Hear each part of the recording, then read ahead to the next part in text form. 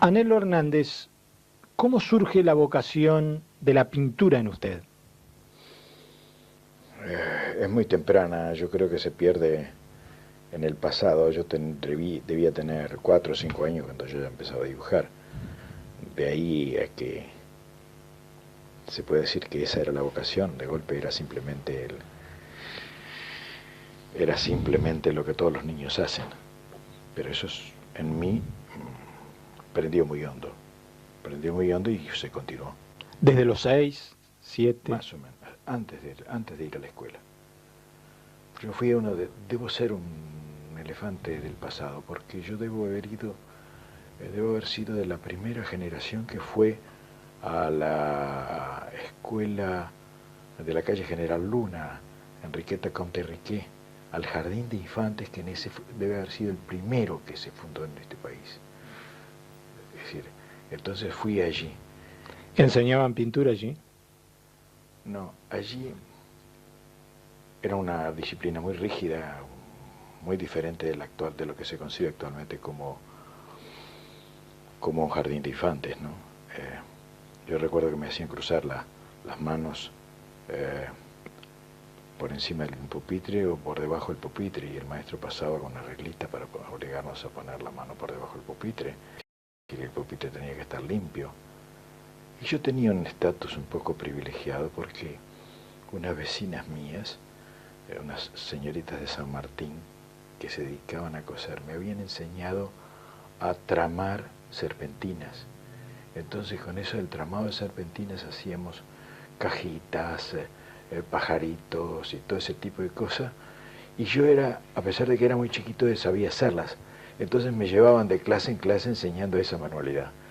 Tal vez eso todo halagó mi personalidad, y a partir Descubrió su vocación. Ahí va, ahí va. ¿Y eso lo condujo al taller de Torres García? ¿En qué año? Yo ingresé en el taller en el año 43. Pero antes de llegar al taller, mi padre, pantalón corto, me había llevado al taller de un escultor, excelente escultor, uruguayo prácticamente desconocido, que se llama Alberto Sabio, el cual había sido discípulo de Antoine Bourdelle en París, el cual había sido a su vez discípulo de Rodin. Entonces yo digo que soy bisnieto de Rodin, porque se da cuenta, es decir, Rodin, Bourdelle, Sabio y yo, ¿no? Eso fue antes de ir al taller. Yo tardé en ir al taller, no porque no apreciara la pintura de don Joaquín, sino porque como hacía escultura me parecía que no me iba a aceptar. Y en ese momento los jóvenes éramos tímidos. ¿Y cómo llega? ¿Le golpea la puerta un día y...? No, llego porque en ese momento yo estaba cursando preparatorios para arquitectura, y hubo una falange de 5 que nos desprendimos de los preparatorios de arquitectura.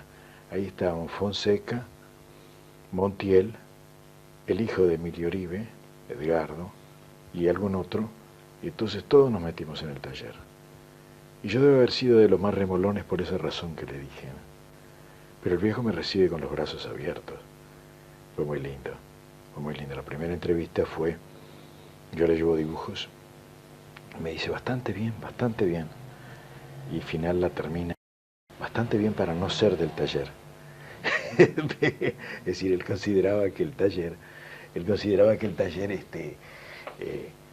era el nivel más alto. Sí, era un escalón por encima del medio, desde luego, y lo era. ¿Y cómo era Torres García como maestro, como docente? Bueno, yo tengo 2 opiniones sobre don Joaquín. La que tenía en aquel momento, que creo que era muy válida, que era de una admiración irrestricta por su sabiduría. Es decir, él decía cosas que acá no se decían, y sabía concretar temas de los que aquí no se hablaba.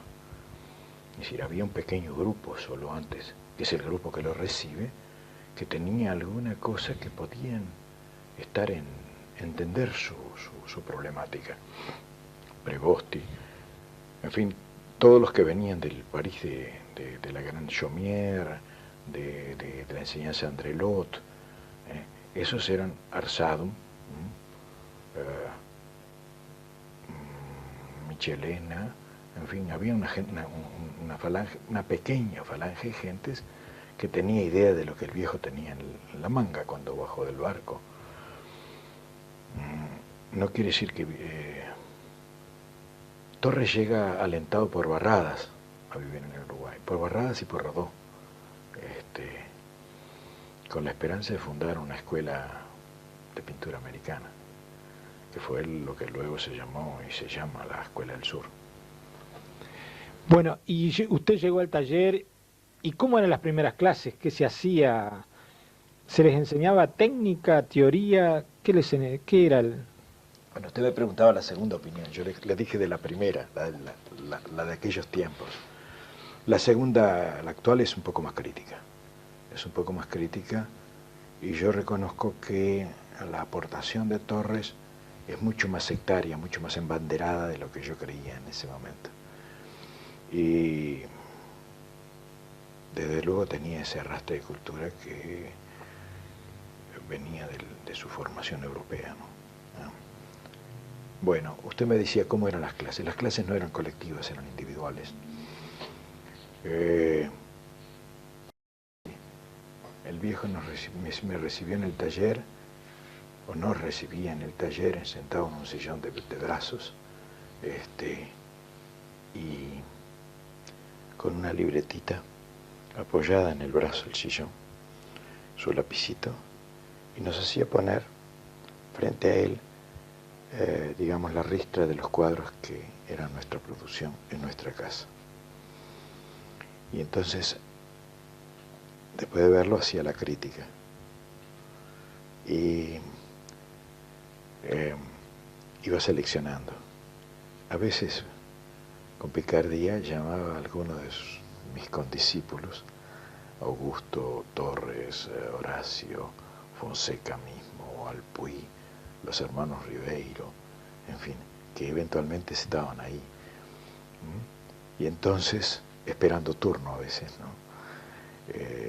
Les pedí opinión. ¿Y ustedes cuál piensan que es el mejor? Yo sabía que en general para él el mejor siempre era el más abstracto. Es decir, Torres no tenía un plan naturalista.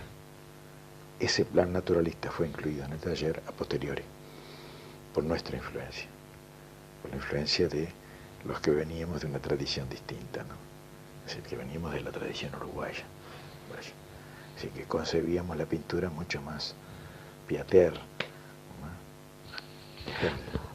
Pero ¿cómo era esa relación? ¿Era estrictamente desde el ángulo de la pintura? ¿Se iba transformando en una relación más amistosa? Era una relación ¿O era una relación formal, se mantenía en esos términos? Torres tenía un modo de relación muy respetuoso y muy reservado de su intimidad. Y por lo demás era muy cordial, muy atento. Y era ese era un aspecto, era muy claro en sus juicios y lo vi perder la paciencia. La paciencia. Alguna vez, yo recuerdo que Alpuy, que había sido un discípulo viejo, perdón, le pregunta, pero maestro, ¿qué es abstracto? Era la médula de su enseñanza. Entonces, Torres realmente se fastidió porque era una pregunta que ya no correspondía. Parecía obvia. Absolutamente, tenía que ser absolutamente obvia. De esa entrevista yo tengo, por alguna parte, no a mano ahora, el dibujo que lo hizo sobre un cartón mío, para explicarle una derivación desde el naturalismo hacia las expresiones más apartadas de la realidad. Entonces fue haciendo dibujitos con una carbonilla y yo conservé ese. Pero le dedicó tiempo a explicarle la interrogante. Siempre, siempre le he dedicado tiempo. Yo diría que más tiempo del que hacía falta a veces. Hernández, pero volviendo al juicio que usted puede hacer hoy sobre Torres García, Sí. Usted decía que había dos. Uno con el pasaje del tiempo, el que se puede hacer hoy. Sí, ¿no? claro. Creo que en líneas generales se lo sitúa en un primer aspecto como un genio, ¿no? Como alguien que realmente aportó y transformó, incluso más allá del Uruguay, más allá de esta zona, la pintura, ¿no?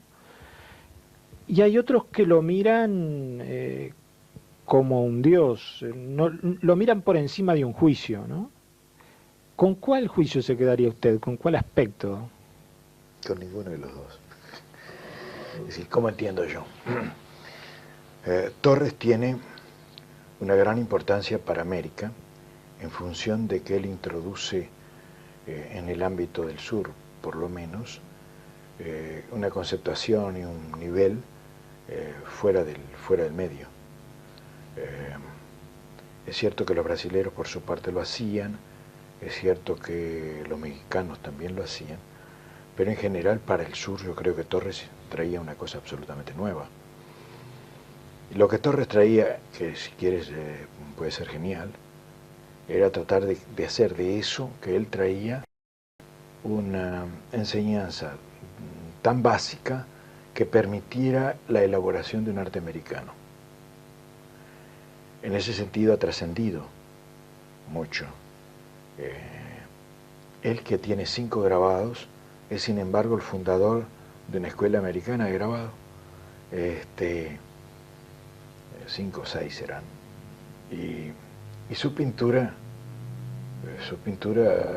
apuntaba, diríamos, a recobrar lo formal, esencial, que estaba en las culturas americanas prehispánicas, sobre todo el Tiwanaku, el Portal del Sol,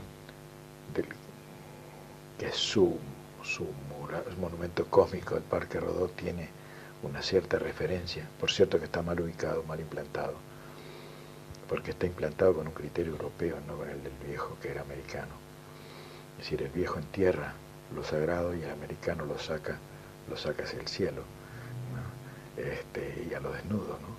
Entonces la Puerta del Sol a lo desnudo del paisaje. Pero no puede estar enterrado. No puede estar enterrado, sale a buscar el cielo. Es decir, es un poco el sueño de Babel, pero las pirámides son un poco el sueño de Babel, ¿no? Acercarse a Dios. Entonces, Torres trae eso. Yo creo que, si me preguntas si era un genio, yo creo que era un grandísimo talento, y además un individuo de una consecuencia y de una persistencia en su propósito que no estaba en nuestro panorama. Era un profesional del arte, pero además de un grandísimo talento. Si me dices, por comparación con Picasso, sí, puede con Picasso, es decir, con sus compañeros de juventud, yo te diría que compite perfectamente. Es decir, en su dirección compite perfectamente. Pero es que yo no creo demasiado en los genios.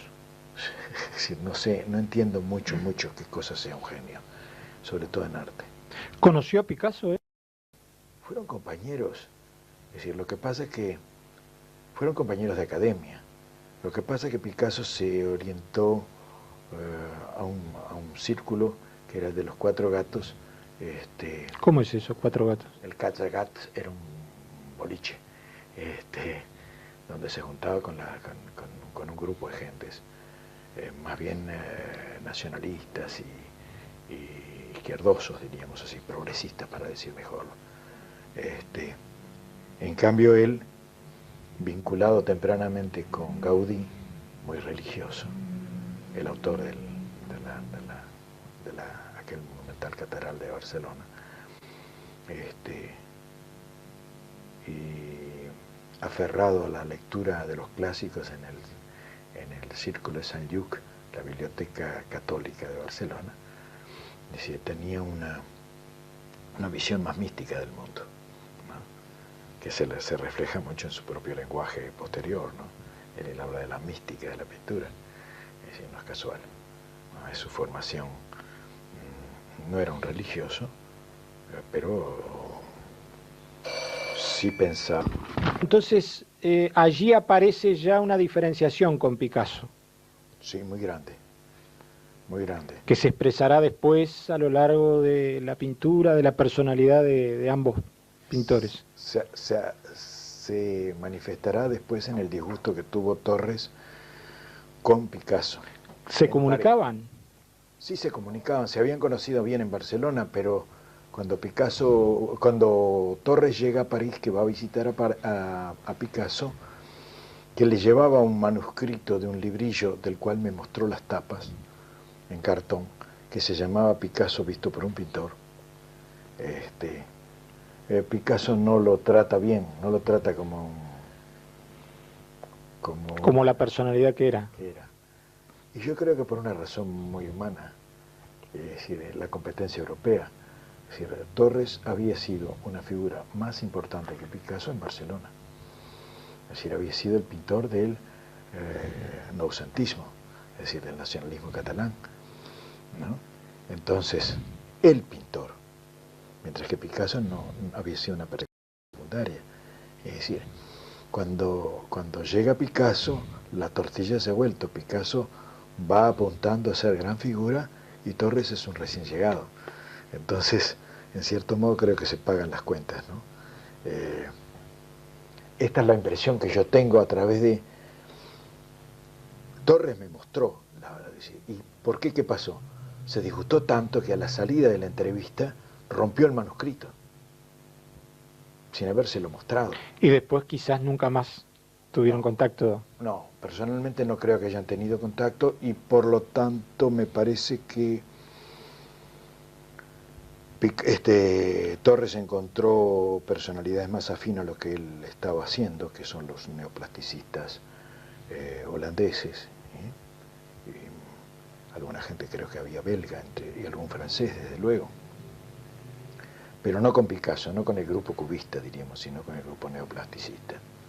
¿Hasta qué momento estuvo usted cerca de Torres García? Hasta después de la muerte. Es decir, el último año de la vida de Torres yo iba a pintar al sótano de la casa y pintábamos 3 pintores allí. Augusto Torres, el hijo mayor, Elsa Andrade, que todavía no era la novia y que luego fue la esposa de Augusto, y yo. Entonces, en un verano inolvidable porque arrancaba a las 9 de la mañana y terminaba a las 8 de la noche cuando ya no había luz, sin pausa más que para comernos un chorizo revolcado o una milanesa fría, pintábamos todo el día bajo la mirada que Dios sabe que era cortante del viejo. E intervenía mientras ustedes pintaban. Sí, bajaba agarrándose a las paredes porque ya el cáncer lo tenía muy tomado, venía muy dolorido. ¿Dónde estaba ubicado el taller de Torres García? Está ubicado todavía, es decir, es la casa aquella que hay en la calle Caramurú, casi Grito de Gloria. Todavía vive Manolita, todo un personaje. ¿Ella intervenía también en la vida artística de Torres García? De lejos. De lejos, es decir, Torres era una personalidad así lo suficientemente encuadrada como para... Además Manolita me lo dijo una vuelta, dice, no, 2 pintores en la casa ya son demasiados, porque ella pintaba cuando se casó con Torres, Entonces decidió dejar la pintura para atender la casa y Torres era el pintor de la casa, ¿no? Anhelo, pero de allí usted se dedica siempre a la pintura, pero en diversos planos, ¿no? Pinta, hace docencia también. Sí, a la muerte de Torres, yo hacía docencia ya desde el 44, en secundaria. Entonces, lo cual hizo de mí un alumno un poco raro, porque yo vivía en Tacuarembó, viví 9 años en Tacuarembó. En Tacuarembó. En Tacuarembó. Y yo le mandaba a Torres, los paquetes. Cuando no iba yo, le mandaba los paquetes de cuadros o los paquetes de dibujo. Y Torres me los Corregía. me los corregía de manos propias. Por ejemplo, ahí ves, allí tengo un croquis dibujado un croquis de un cuadro mío hecho por Torres con la corrección del al lado. Es decir, ese era el tipo de relación muy extraña que teníamos. Yo no tenía tanto contacto con el taller, tenía un contacto más directo con Torres. Solo cuando me vine a Montevideo en el 50 y pico, a partir del 51, 52, ¿no? Ahí entro en la relación con el taller, con mis condiscípulos del taller, vuelvo a retomar con los condiscípulos del taller. La otra relación era la que manteníamos los veranos, que yo no veía sol. Yo me metía en el sótano del taller, o en el taller de Torres, y hiciera pintar. Yo fue en un verano que yo no vi playa. Todavía la veo poco, todavía la veo En poco. Tacuarembó enseñaba también. Sí, en Tacuarembó hice varios escándalos pequeños. En el liceo. En el liceo. Llegué y se me ocurrió el primer día sacar a mis alumnos de dibujo a dibujar en la calle y sentarlos en la vereda. No estuvo de acuerdo el director. No, el director tal vez hubiera estado de acuerdo. Más de 4 madres se fueron a quejar que mire qué estaba haciendo hacerlos sentar en la vereda. Al día siguiente se me ocurre sacarlos a un recanto del arroyo muy bueno, ¿no? Pero resultó que era el hotel de alta rotatividad del pueblo. Entonces yo no Ahí sabía. se le complicaron más las cosas. Sí. Además yo era un joven un poco niñado, debo decir, tenía 21 años. Y por ejemplo, yo no tenía prejuicios de autodenominarme docente, ni el empaque de los docentes, ¿no? Yo me iba a casa y a comer sentado en el manillar de la bicicleta del hijo del portero, del liceo. Se hacía mediodía y yo salía sentado en por el pueblo, por el centro del pueblo, lo que era una verdadera falta a la estética profesional. Anhelo, pero esa vocación por la docencia la continúa hoy. Sí. Hoy en la Escuela de Bellas Artes. Sí, la continué en México como docente del posgrado de la Escuela de Bellas Artes, y la continúo acá como docente de la Universidad de la República. ¿Cómo fue esa experiencia en México? ¿Conocía la pintura mexicana antes de llegar allí? De una manera muy superficial, es decir, no estaba al tanto de lo contemporáneo, y además no, cuando bajas y te das cuenta que... Pero algunos de los grandes pintores mexicanos habían estado en el Uruguay, ¿no? En algún momento. Sí, pero yo no conocía a Siqueiros acá, lo conocí en Alemania, por ejemplo. En Alemania, en un viaje que hizo el general Lasso, con su esposa y un pequeño séquito, fue ahí donde yo lo conocí a Siqueiros. Había conocido a Guerrero, que es un pintor también de la falange de los pintores de la Revolución. Lo había conocido en Cuba. Había conocido a algunos otros importantes también antes. Cuando yo llego a México, digamos, tengo algunas relaciones importantes. De todas maneras, lo que me lleva a la escuela nacional en México, a la escuela de la UNAM, fue una exposición que yo hice, que yo quise hacerla en el ámbito universitario. O no burocracia, cuando los mexicanos quieren, o no burocracia. En el mismo momento del día de la inauguración, el director del posgrado me invita a dar clases, más allá de todo concurso y de todo. Dice, usted tiene que venir a dar clases a la escuela, ¿no? Y le digo, bueno, ¿y qué curso? Usted me dice qué curso quiere hacer. Es decir, cuando se vuelven expeditivos, los mexicanos son expeditivos. Entonces yo entro a la escuela y ahí tengo desde luego ellos me trataron excelentemente bien, excelentemente bien. Me nombraron jurado para sus concursos internacionales, es decir, me invitaban para exposiciones donde había realmente poco número de pintores, todos muy importantes. Y fíjate que ahora, por ejemplo, el año pasado, en noviembre, fui a México a hacer una escultura de acero inoxidable, alta 4,5 metros. ¿Dónde está ubicado? Tú sabes que no lo sé porque era un simposio internacional, 16 escultores mundiales, y yo era uno de los 16. ¿A partir de qué? Tú dirás, si usted no ha hecho tanta escultura. No, efectivamente yo no he hecho tanta escultura. Tenía aquella vieja tradición inicial de mis 8 años iniciales, decir, al comienzo de mi aprendizaje. Pero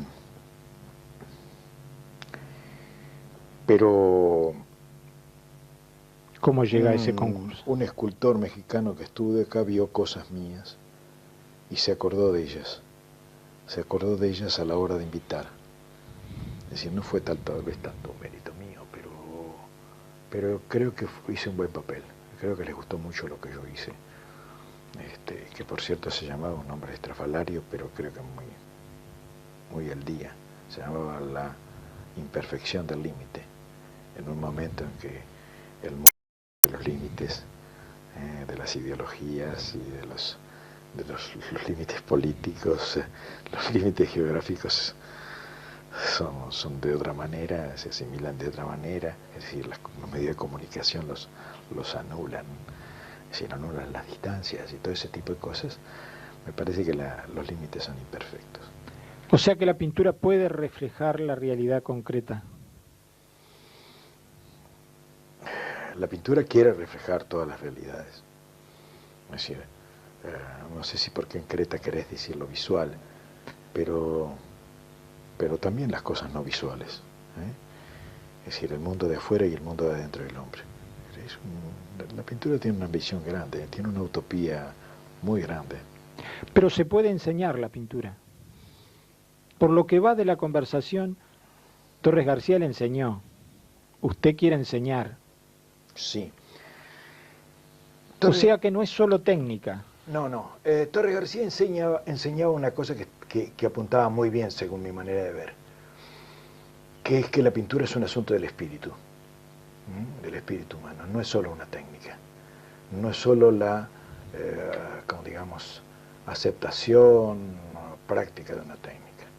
No, la pintura es un asunto del espíritu. Es cierto que entre Torres y yo puede haber diferencias, es decir, él era un metafísico, yo no soy un pintor metafísico, es decir, a mí no me interesa la metafísica. Es más, todo mi propósito es tratar de desarmar ideológicamente todo lo que la metafísica introduce en el arte.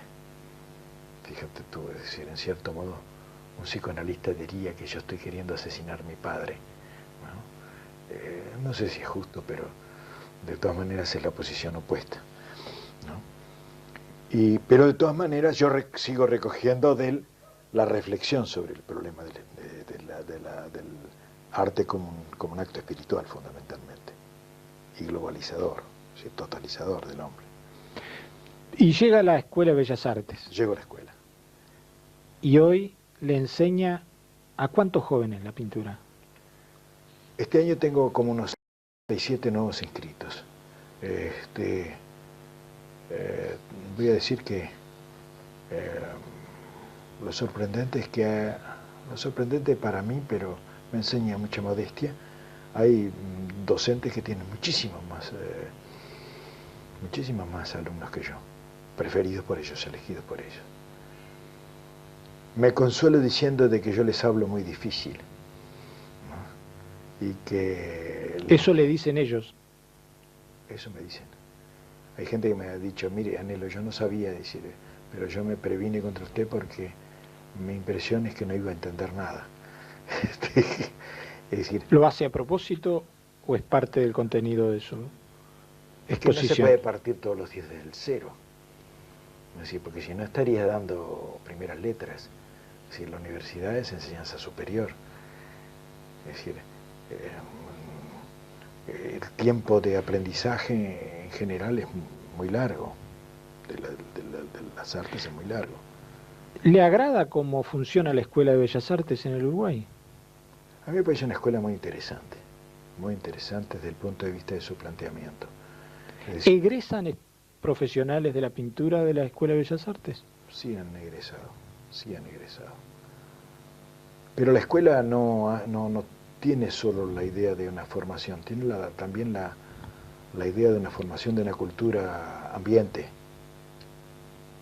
profundizada a través de la enseñanza esa. Usted me preguntaba de los jóvenes, sí. ¿Cuáles son mis relaciones con los jóvenes? Yo creo llevarme bien con los jóvenes. Es decir, yo hago el esfuerzo por llevarme bien con los jóvenes y me sirve mucho conversar con los jóvenes. Por cierto que sí que me sirve. A veces pienso que ellos me enseñan más a mí que yo a ellos. Porque las preguntas que vienen son insólitas. Son insólitas, es decir, son preguntas que lo obligan a repensar ciertos temas.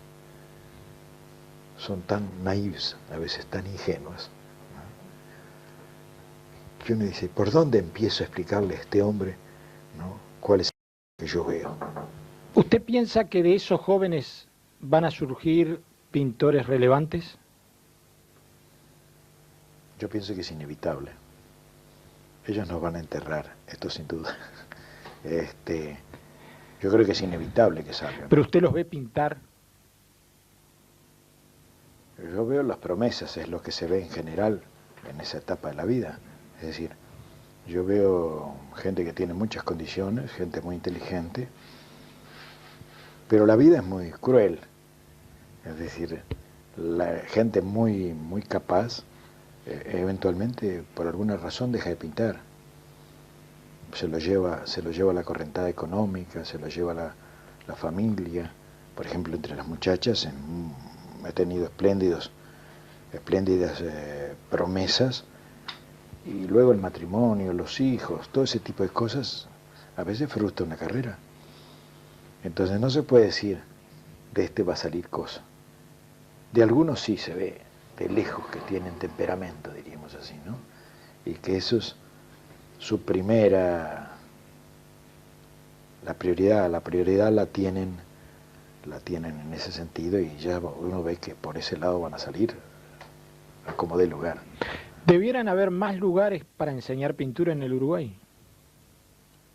Está todo el interior desguarnecido. Está todos los barrios desguarnecidos. No sé si es importante que todos sepan pintar, pero...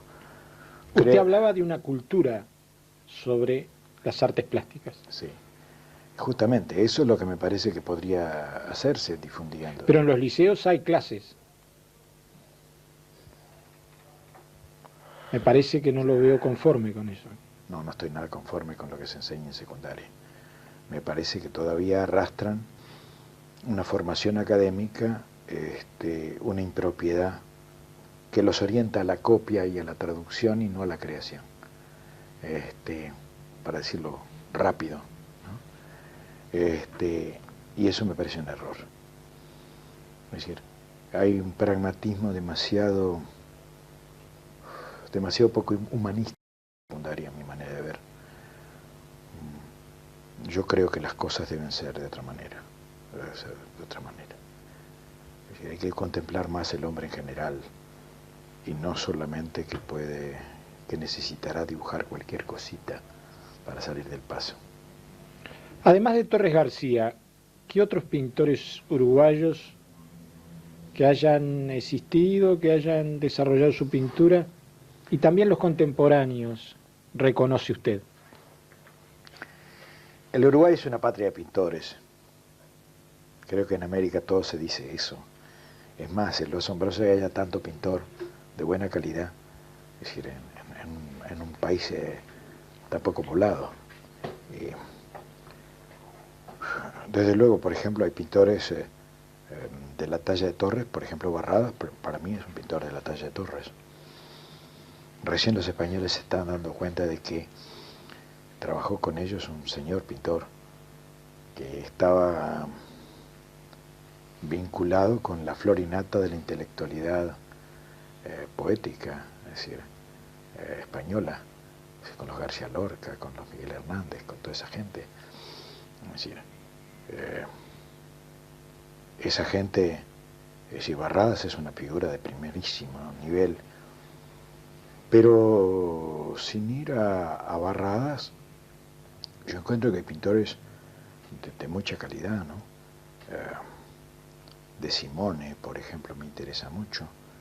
Me interesan mucho algunos condiscípulos míos. Es decir, Por ejemplo, Montiel. Montiel me interesa muchísimo.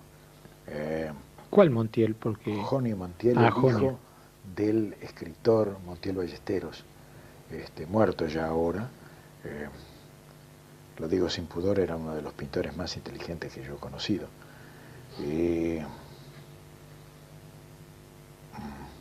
Realmente un individuo excepcional. Pero no solo él, Augusto es un pintor de primera línea. Augusto Torres, el hijo de don Joaquín, es un pintor de primera línea. y de los contemporáneos, de los más jóvenes, ¿tiene opinión? Sí, tengo opinión. Tengo opinión. ¿Hacen innovación o La pintura, lo que siguen la llamamos la pintura, por decir el arte visual o por decir el arte plástico, está sufriendo últimamente giros muy importantes. Es decir, ha habido un desplazamiento desde la tela, diría yo, a las escenografías, a los happenings, a los performances y todo ese tipo de cosas. Es decir, es un arte que está buscando participar de un mundo mucho más activo. Eso, ese desplazamiento del interés,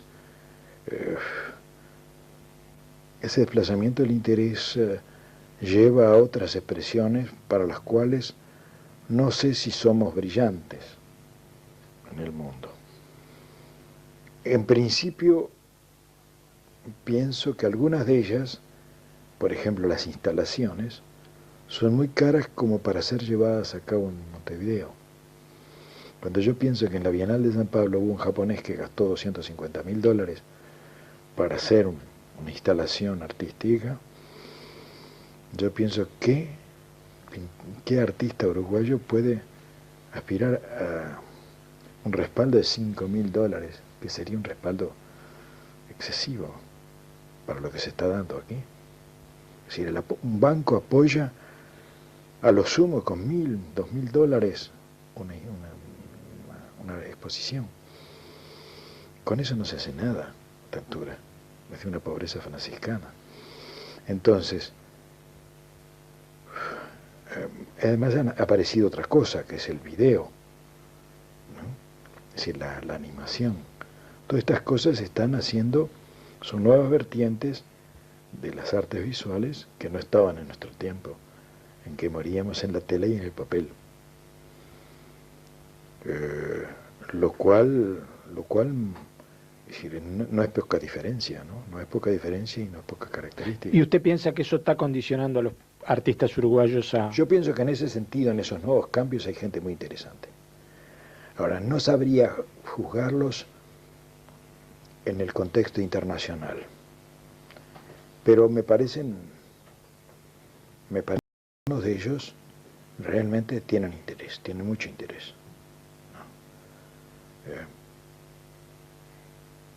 Me da pena citarlos, algunos de los contemporáneos, porque seguramente me olvidaré de otros que lo merecen tanto, ¿no? Por ejemplo, para hablar de mis contemporáneos, yo pienso que Solari, que acaba de morir,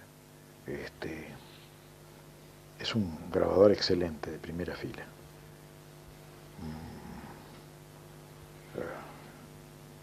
Y que hay junto con él otro Carrillo, es bueno, está en Estados Unidos. Es decir, hay 4 o 5, Rodrigo Flo, ahora. Está haciendo grabados a muy buen nivel. En fin, eso en el campo de grabado, que es un campo más chiquitito, y por eso lo agarro. Es decir, pienso que ahí hay gente muy importante. En el campo de la pintura, ahí es donde tengo más discrepancias con los jóvenes. ¿Por qué? Porque en parte yo me formé en una escuela más esteticista, ¿no? Y ellos se lanzan más por la libreta, como decían en Cuba, ¿no? Es decir, son menos académicos. Son menos, es decir, es que las escuelas han perecido en el mundo. Las escuelas han desaparecido del mundo. Entonces, inclusive los movimientos han desaparecido. ¿Los estilos también? No, los estilos no, pero aparecen los estilos más personales. En realidad ahora, es decir, han sucedido tantos cambios en el mundo del arte. Por ejemplo, la injerencia del mercado del arte es tan brutal que se fabrican valores y se dejan caer en función de las necesidades del mercado, de las necesidades del consumo. Se fabrica el consumista, se fabrica el gusto del consumista y se le da un producto. Ese producto, que debe ser renovado para mantener la entrada en el mercado, hace que un artista de golpe tenga una preeminencia durante 5, 6, 10 años, ¿no? Y deba empezar a ofrecer nuevas alternativas si quiere permanecer en el candelero. Anhelo, pero ese fenómeno también se dio en la pintura antigua. Por lo que conozco, los pintores antiguos eran contratados por reyes. No. Sí, pero ahora... Y les pagaban, y quien les pagaba más, los tenía. Sí, es cierto, pero por ejemplo, esa situación es relativamente... Dentro de esa situación se contrataba al artista que cumplía dentro de sus paradigmas, dentro de su ideología, dentro de su concepción, una obra, ¿no? Pero ahora el marchand no pide una temática, pide un estilo, es decir, pide un producto determinado. Es decir, ya no es la contratación del artista, pide la contratación del producto. Y promueve el artista, claro, hay que pensarlo en términos casi comerciales. Lo promueve a través de revistas, hace una inversión muy grande, ¿no? Y le exige lo que le puede redituar esa inversión y luego lo abandona si él no responde. Hasta el propio Picasso tuvo que bailar en los cambios, en la rueda de los cambios. Si presentar siempre en cada exposición tenía que ser un nuevo Picasso.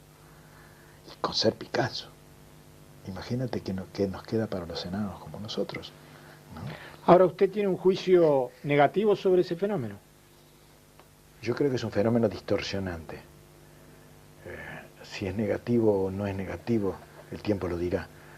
Yo me inclino a pensar de que no es un fenómeno que permita la decantación espiritual que una obra de arte de elevada calidad requiere. Esa es mi idea. Anhelo, usted hablaba de su generación. Sí. Es una generación que se destacó no solo en la pintura, también en la literatura y en otros aspectos de la vida cultural del Uruguay. Usted tiene un juicio más o menos global sobre esa generación. Desde el Estado se han estado haciendo sobre esta generación, incluso juicios muy duros. Por ejemplo, han dicho que quienes quedan hoy son una especie de dinosaurios. ¿Usted lo ve así? No, yo no veo así. En mis instantes de normalidad no lo veo así, en mis instantes de depresión me siento un dinosaurio. Digo porque yo creo que entre esa generación que fue muy crítica, que instauró realmente un rigor crítico para la apreciación y un verdadero profesionalismo, pocas veces ejercido antes de esa generación, ¿no? Es decir, no es que faltara gente antes de esa generación, que era muy seria y muy estudiosa, no, no. Pero por ejemplo, el profesionalismo de un Rama o de un Emil Rodríguez, en su aspecto crítico, ¿no? Su empuje crítico es de una profundidad que en este país no se conocía. A mí me parece que, por ejemplo, poetas como, para hablar de las mujeres, como Idea o como Amanda Berenguer, que en estos días celebra sus 50 años de casada con José Pedro Díaz, otra importante figura, ¿no? Digo que esas poetas son poetas de primerísima fila. Y me parece un atrevimiento un poco demasiado fuerte llamarnos dinosaurios así al barrer. De todas maneras, hay observadores que dicen que es una generación que se destacó por su ética, además de su elaboración literaria, artística.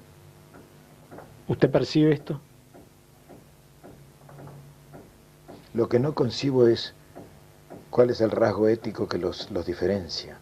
Sí, porque no creo que antes fueran más malvados que nosotros. Es decir, ni creo que los que nos siguen tengan una ética diferente. Me parece que es muy consecuente, muy... La palabra es profesional, pero no me gusta porque, es decir, muy consecuente y muy devota a lo que quería hacer, ¿no? Muy entregada a lo que quería hacer. Entonces esa gente creo que tiene una gran importancia. Creo que a esa gente se le dio por la cabeza desde el año 45 en adelante, mientras iba surgiendo, y se le sigue dando. Una especie de afán masoquista de hundir lo que se destaca, que existe bastante difundido en este país. Anhelo, ¿el Uruguay se puede pintar? ¿Montevideo se le puede pintar las calles, sus casas? ¿De qué hablamos? ¿De hacer las imágenes o de pintar las casas físicamente? Las dos cosas. Desde luego todo se puede hacer, todo se puede hacer. Me refiero a si hay un espacio para hacerlo. Bueno, mira, es que el paisajismo uruguayo, el paisajismo urbano, que tiene ya antecedentes y está sentado en este país, eso no sería ninguna novedad, ¿no? Es decir, ¿quién no ha pintado la calle de Montevideo, no? Pero no en las actividades políticas, sino artísticamente. No, estamos hablando de las imágenes artísticas. Ahora, lo otro que es la vertiente por la cual camina Bellas Artes, que es tratar de llegar al medio más directamente, es decir, eventualmente alterar, por ejemplo, el paisaje urbano con aquellos prismas gigantescos pintados, o tomando una calle, un barrio, como en Villa Muñoz, yo le llamo Villa Muñoz, y no Barrio Reus. No Barrio Reus, porque yo soy de Villa Muñoz, yo nací ahí, en el barrio de las Casitas Iguales. Lo hizo, no sé con qué fortuna eso, es decir, Bellas Artes lo ha hecho, es decir, Bellas Artes ha intentado modificar el paisaje urbano, es decir, un poco para abrirle a la muchachada de que el arte no se consume solo en las exposiciones y galerías, sino que debe ser una cosa que debe ser integrada de otra manera al medio, ¿no? Cosa que me parece absolutamente correcta. Esta reflexión viene porque el historiador Barrán nos ha contado que Montevideo es gris por un decreto municipal de 1924. Él sabe, él sabe. Eso más allá de la parte jurídica y de Estado, se percibe hoy en Montevideo. Predomina el gris. Sí, pero se está cambiando. Yo noto dos cosas nuevas en Montevideo. Primero es el reciclaje, que permite rescatar apariencia exterior de la construcción montevideana, que es una construcción muy interesante, porque denota, diríamos así, las vicisitudes de una formación cultural en América. Es decir, nosotros tenemos arquitectura francesa de una fuerte influencia, tenemos arquitectura española, ¿no? Tenemos hasta influencias mozárabes en la cuestión, tenemos una iglesia gótica de cemento armado, lo cual es una ridiculez, pero en fin, existe, ¿no? Es decir, tenemos cosas horrorosas, pero tenemos cosas muy buenas, que no son de influencia. Yo no quisiera llamar, es decir, son las vicisitudes de nuestra creación que va mirando a Europa para autoconstruirse, ¿no? Digamos, el reciclaje por una parte me parece importante, y yo creo que, por ejemplo, ahora está apareciendo el color en Montevideo. Es decir, sin embargo, la Casa de Gobierno sigue siendo gris. Bueno, los americanos a los hombres de gobierno les llaman los hombres grises, en parte porque se visten todos de gris. Pero ellos tienen una casa que se llama Casa Blanca. Sí, es cierto, sí, es cierto. Nosotros tenemos acá solo la casa de Santos, que es el Ministerio de Relaciones Exteriores, tiene color al frente. Ahora,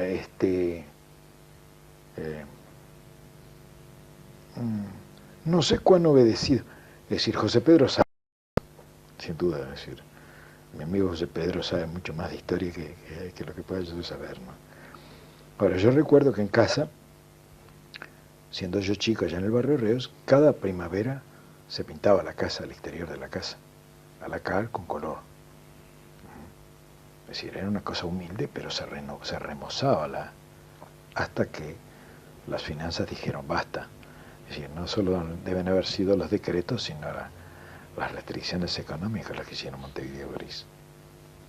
Además ahí tal vez José Pedro diría una cosa, que el poder médico instauró que la higiene solo iba con lo blanco.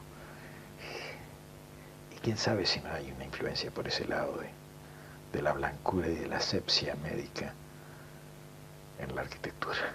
Pero, ¿cuáles son los proyectos en pintura para usted? Mira, yo acabo de salir de una exposición muy grande que se llamó Los Caudillos. Tras de esa exposición hice 2 esculturas en acero. Estoy invitado para ir a hacer una en cemento armado en la ciudad de Monterrey en junio, en México. Ya tengo que empezar a trabajar de bocetos. Entre tanto, fíjate, tú he participado en una bienal y he dejado de participar en otra que no sé dónde queda. Es decir, Macedonia. Es decir, ubico Macedonia, pero no sabría fijar los límites políticos de Macedonia. Norte de Grecia, parte de Bulgaria, parte de Yugoslavia. Es decir, ¿dónde queda Macedonia? Entonces allí ¿Y cómo hizo un uruguayo para estar allí? Son misteriosas las vías, ¿eh? Yo nunca he levantado el menor dedo para participar en ellas. Esas invitaciones llegan caídas del cielo. Alguien habla, alguien toma nota y alguien invita, ¿no? Es decir, de golpe no sé por qué razón me invitan. Anhelo... Digo, no sé, quiero ser vanidoso, que es por mi fama internacional. ¿Por qué Los Caudillos?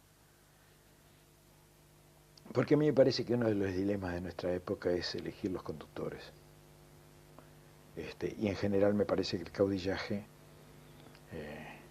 especulando sobre la pasión de la gente más que sobre las razones, instauró una forma de, ¿cómo te voy a decir?, de conducción, que para mí no es la mejor.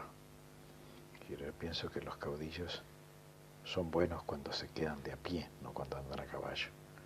Es decir, el caudillo que acepta es el Artigas que dice: mi voluntad emana de vosotros. Cosa que quisiera vérselo, un caudillo decir: mi voluntad emana de vosotros. Un caudillo contemporáneo, ¿no? Es decir, en general imponía su voluntad, su personal voluntad. Y todas las guerras civiles del Uruguay, agitadas por pasiones, para la mayor parte de las gentes, aunque por intereses en otro nivel, no favorecieron para mí el desarrollo del país. Al contrario, lo llevaron al atraso. O sea, si nosotros no hubiéramos tenido esas guerras civiles, quién sabe dónde estábamos. Esta es la cosa. Entonces, para mí, una reflexión sobre América no pasa por aspectos metafísicos de América, sino por aspectos reales. Ahí tenés mi discrepancia con Torres. Es decir, se pasa por atacar los problemas que yo siento como reales, no solo una adhesión a lo telúrico de América, sino a lo social también. ¿Cuáles son los problemas reales del Uruguay contemporáneo para usted? Qué difícil pregunta es esa. Yo creo que voy a achicar la pregunta. Creo que en lo cultural una de las grandes dificultades es el aislamiento y la falta de comunicación. Y la falta de comunicación viva, aunque es mucho más se hace mucho más comunicación ahora que en mis tiempos. En mis tiempos un muchacho iba por una vez a Europa y nunca más volvía, ¿no? Y ahora tú ves que la gente ha empezado a viajar, ¿eh? Es decir, me parece que hace falta, es decir, que hace falta superar esa dificultad, ¿no? de un Uruguay marginal, ¿no? De un Uruguay marginal, por lo menos en lo cultural. Creo que acá se hacen cosas muy importantes y que son muy valoradas afuera. Pero ser un gran pintor en el Uruguay no significa tener un eco internacional. Es horrible, ¿no? El Uruguay le da a ciertos artistas todo lo que puede darle, pero no le da apoyo para la circulación. Relaciones exteriores, en vez de mandarlo vivo, manda a los pintores tradicionales al mundo. Es decir, manda a Figari, manda a Torres, ¿no? Pero es decir, no se le ocurre mandar lo contemporáneo. Y cuando manda lo contemporáneo... ¿Y usted piensa que eso debe ser una actitud del Estado? No, eso yo creo que tiene que ser una actitud general. Tiene que haber un espíritu de apropiación y de comunicación y de efusión, diríamos así, hacia el exterior, mucho más grande que el que existe, ¿no? Es decir, es muy difícil prosperar intelectualmente en un país donde todo es tan caro. Ahora, Anhelo, pero no se ve protestar a los pintores por esas cosas. Los pintores siempre tienen poca voz y pesan poco, y además a nadie le importa. En el ámbito de la escuela, del Estado, nadie le importa. Qué lapsus, dije escuela. No, pero creo que no le importa demasiado al Estado. Sí, creo tener pruebas de eso. Cuando el Estado discrimina en el presupuesto de la universidad los salarios de los docentes considerándolo la mitad de lo que considera el resto de los empleados públicos, está discriminando brutalmente el papel de la enseñanza en el país. Yo no puedo creer que este gobierno, no este Estado, a este gobierno le interese la cultura. Si no la privilegia otras cosas. Y eso se nota. Y eso nos tara, nos dificulta, nos obstruye. Pero los docentes protestan. Los estudiantes protestan. Tibiamente. Tibiamente, sí, protestamos. Pero escúchame, la protesta de un artista es muy, en general, por nuestra formación individualista, herencia cultural nefasta, recogida en Europa, no en América, tendemos a aislarnos. ponemos a avanzar por las nuestras. Hay mucho del mercado en eso, ¿viste? Es decir, es muy curioso. No es muy curioso. Se ve avanzar, por ejemplo, la gente un poco a los codazos. Empieza a verse aquí. En mis tiempos no existía porque no había mercado. O sea, era otro el clima. Hablábamos mal de los demás y nos peleábamos entre nosotros, pero en cierto modo la reyerta podía ser estética. En cambio ahora la reyerta tiene connotaciones económicas. Anhelo, ¿qué le apasiona a usted además de la pintura?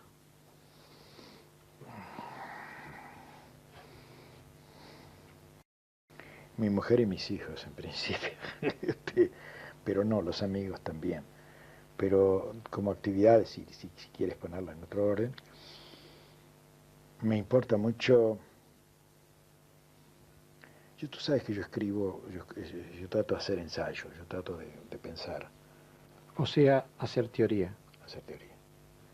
Y eso me apasiona, realmente. En la medida en que tengo menos fuerzas como para encarar unos tremendos telones o dedicarme así, es la máquina, la computadora me atrae más porque solo me obliga a mover deditos y cabeza, ¿no? Es decir, a mí la teoría me importa mucho. Siendo de la generación del 45, no menciona el fútbol. No, yo soy poco folclórica.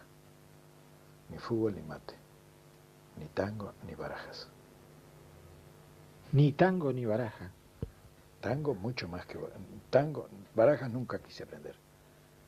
Porque cuando me fui a Tacuarembó me dije a mí mismo, si aprendes a jugar las barajas, terminarás en el Club Tacuarembó jugando todas las noches a las barajas y nunca saldrás de acá. Entonces me decidí a no aprender a jugar las barajas.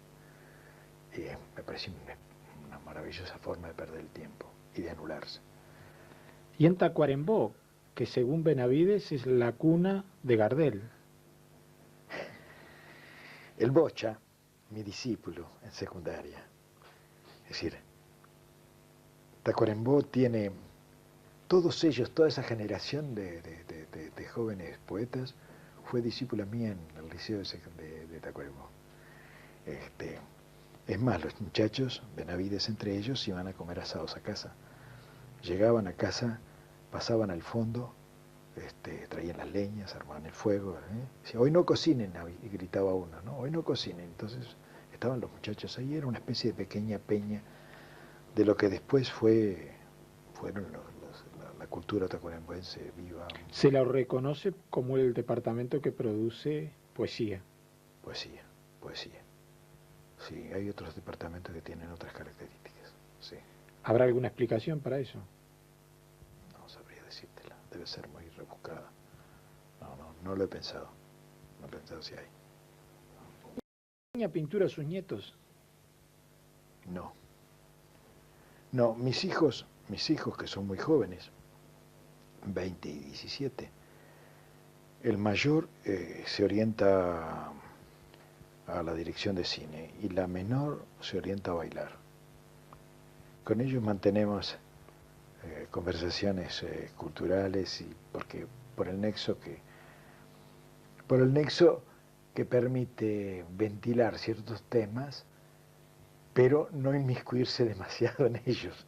Es decir, cuando Arauco me habla de cine y me habla de sus puntos de vista sobre pintura, es decir, lo hacemos todo como amateur